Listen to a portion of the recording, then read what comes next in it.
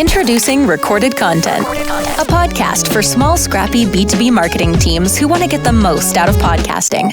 In each episode, we capture stories from industry experts and podcasters. Listen in and uncover what it takes to launch, run, and grow a successful B2B podcast. Check out and subscribe to the show on Spotify, Apple, or wherever you listen to your favorite shows. Let's jump in. Hey, this is Justin Brown. I'm the co-founder of Motion and your host for this episode of Recorded Content. Recorded Content is brought to you by Motion, a done-for-you podcast agency for small, scrappy B2B tech marketers. Recently, I recorded an episode talking about starting your episode with conflict and how using conflict or a specific topic can help to fuel what makes your episode interesting. And today, what I want to talk about is what you do after that. So it's great that you jump into an episode with a big overarching topic or problem. For the sake of argument, and for this episode today, let's use an episode that I did where I talked to someone about how they overtook becoming the host of their show in a very complex space as a marketer. The problem being tackled in that episode was that at times, busy executives will be difficult to keep consistent with an ongoing podcast schedule, and that the solution can be that marketing can serve as the host in more of a reporter type role versus them giving too much of their own context or opinions during that interview. This interview that I conducted was with someone who's in the financial technology space, and a host of their show is a marketer with a background in copywriting. So not a financial person by any stretch, but he's able to run, in my opinion, one of the most effective shows in their space. So what I want to do today is go past that problem that I set up in my intro and what I did after that. So my intro really was a question about their problem. What is it like trying to prepare a busy executive to host a podcast episode? As you see there, I'm using my problem and trying to set up the episode itself. And moving forward, I have about 10 questions that I have that branch off of that very specific topic. So some examples of the questions that I had prepared as follow-ups are, how did you land on your co-founder hosting your show? Another question. We historically talked about rotating hosts when subject matter experts are busy. Was there ever any talk of someone else being the host or rotating hosts among leadership? And another one. Hosting a podcast is a lot of work. What was the change you decided to make? Which I knew the change was having marketing take over. As you can see, I have a lot of topic-based questions. I didn't just ask all of these in the order that I have them written. I have them there to help me navigate the conversation.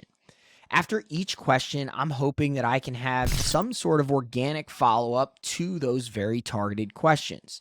If I have one follow-up question to every written question that I have, I'll easily have 20 total questions on my topic. 20 questions in a guest-based interview on a very specific topic should really lead to easily a 30-plus minute interview. But I don't want to rely on that alone. I also want to make sure that if I'm getting back 1 to 2 sentence answers from the guest, and then the follow-ups prove to be a little bit more difficult to come up with in the moment because there's really not a lot of back and forth going on, that I also will have some fallback questions. When I talked about in the episode where I discussed starting your episodes with conflict or a problem, is the reason you're doing that is to start your episode with what is more interesting for the audience. What I see a lot of people do is they'll start their interview with background questions. Tell me about your podcast. Tell me about your company. Tell me about yourself.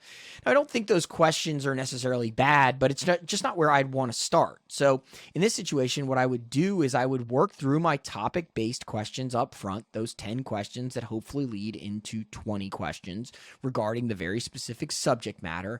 And then I think it's okay to go into some of those more generalist questions. My hope is that at this point, I've really captured the audience's attention and they really do want to learn more about what they're hearing from. Now, put some context around, I've heard the problem, I've heard the solution, and how this guest relates to me. And now it's okay to jump to some of those fallback questions. How did you decide to start podcasting as a business? What types of KPIs do you track? Where do you publish on social media? So you see, those are more generalist questions, but I feel that if I had started with them up front, I don't know that I capture the audience's attention in the way that I would have with the conflict or problem. So, in summary, when developing an outline and establishing the objective for your conversation, I would start with your problem, build off of that problem with 10 questions, hoping that those 10 questions with a follow-up or two to each turn into really 20 topic-based questions. And then from there, having some fallback questions that you can ask in a more general way that you know can help extend the conversation and relate to the audience. That's it for today on how to develop an outline and establish an objective. Thanks for tuning in to Recorded Content. Thanks for listening to Recorded Content, a show brought to you by Motion, a done-for-you podcasting agency for B2B tech marketers. We do the podcast stuff so you can focus on strategy, building brand awareness, and developing new relationships. To learn more about how you can launch and grow a podcast for your company, check out motionagency.io. Thanks for listening to Recorded Content.